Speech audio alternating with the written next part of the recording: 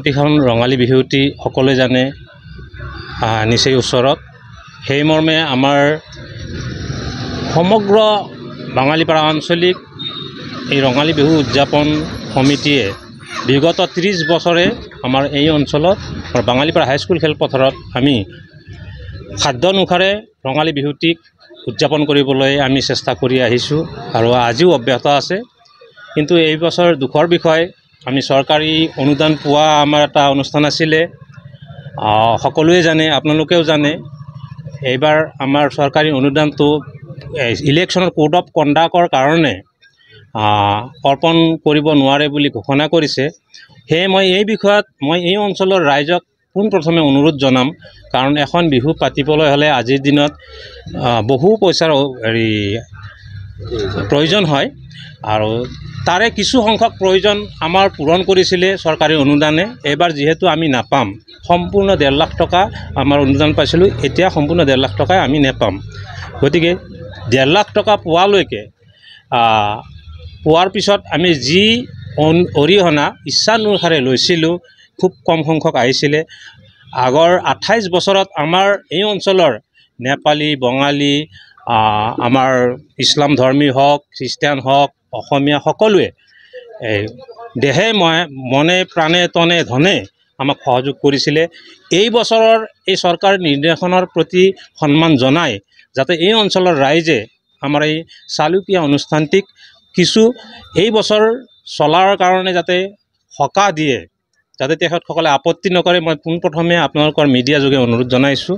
কাৰণ আমাৰ সকলোৰে এই আয়ুস ৰেখা বাপতিসাহোন ৰঙালী বিহুটি উদযাপন কৰিবলৈ সকলোৰে আমি মন আছে আৰু জন আছে, কিন্তু ধন লাগিব, যিহেতু সকলোকে তনে মনে ধনে মই সহায় কৰিবলৈ অনুৰোধ জনাইছোঁ।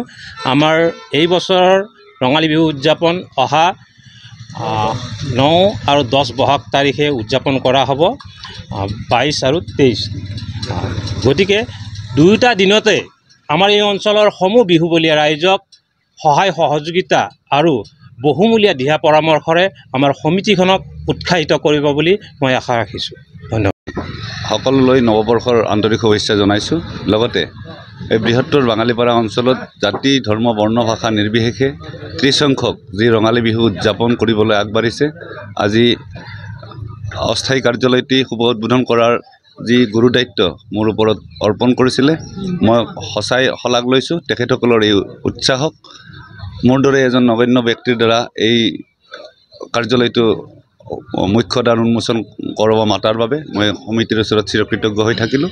লগতে যিসমূহ বিহু বা নৃত্য প্ৰতিযোগিতা আদি বিভিন্ন কাৰ্যসূচী উদ্যোক্তাসকলে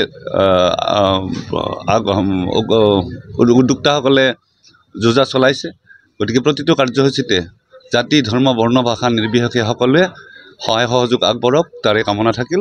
আটাইৰে দীৰ্ঘায়ুৰ সুস্বাস্থ্য কামনা কৰিছোঁ। ধন্যবাদ জনাইছোঁ। লগতে আগন্তুক ৰঙালী বিহুৰ শুভেচ্ছা জনাইছোঁ। যা নহওক, আজি আমাৰ এই বছৰটো আমাৰ 30তম ৰঙালী বিহু উদযাপন কৰিবলৈ ওলাইছোঁ। আজি আমাৰ শুভ উদ্বোধনী আছিল অস্থায়ী কাৰ্যালয়টো।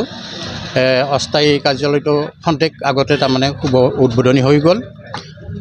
আৰু বিগত 3টা বছৰত মই এই উদযাপন সমিতিৰ সভাপতি, লগতে মোৰ লগত মোক সহায় কৰিছিল সক্ৰিয়ভাৱে সম্পাদক অপূৰ্বজ্যোতি বৈশ্য।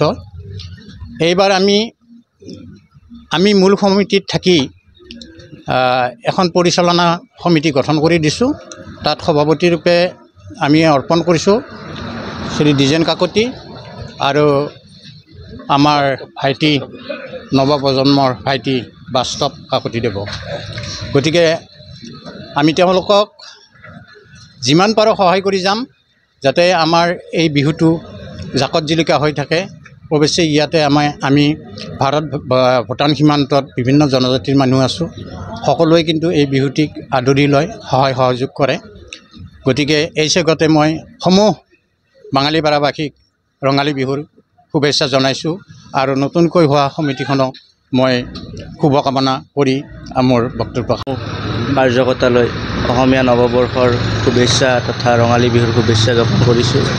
আপোনালোকে জ্ঞাত যে ভাৰত ভূটান সীমান্তৰ এই বাঙালীপাৰাত সমূহ জাতি ধৰ্ম ভাষা নিৰ্বিশেষে আমি বাঙালীপাৰা আঞ্চলিক ৰঙালী বিহু উদযাপন কৰিবলৈ 9-10 বহাগ তাৰিখে মনস্থ কৰিছোঁ। গতিকে সকলোৰে সহায় সহযোগিতা আমি আন্তৰিকতাৰে কামনা কৰিছোঁ।